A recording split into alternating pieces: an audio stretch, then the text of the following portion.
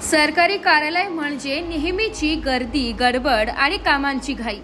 मात्र सांगोला तहसील कार्यालयात एका साध्य गरजेसाठी वॉशरूमसाठी सुरू झालेला प्रवास एका मोठ्या बदलाचा कारणीभूत ठरलाय.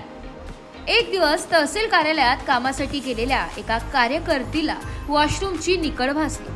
पण आवारात शोधाशोध केल्यानंतरही महिलांसाठी योग्य वॉशरूम उपलब्ध नव्हते. महिला कर्मचाऱ्यांच्याच तोंडून ऐकावं लागलं की 25 वर्षापासून आम्ही येथे काम करतोय, पण अजूनही महिलांसाठी नीट वॉशरूम देखील नाही. अस्वस्थ करणारी ही स्थिती केवळ कार्यालयातच नव्हे तर आजूबाजूच्या परिसरातही होती. 2 किलोमीटरवर बस स्थानकाजवळ असलेलं सार्वजनिक स्वच्छतागृह सोडता दुसरा कोणताही पर्याय नव्हता.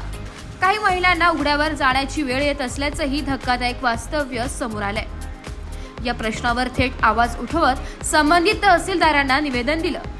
त्यांनी तातडीने बांधकाम विभागाकडे पत्रव्यवहार सुरू केला. सुरुवातीला अनेक अडथळे आले. महिलांनी पाठिंबा जरी दिला तरी नाव न देण्याचा आग्रह धरला. तरीही एकटीने अर्ज करून 2 वर्षांपर्यंत सातत्याने पाठपुरावा केला. आज त्या संघर्षाला यश मिळाले.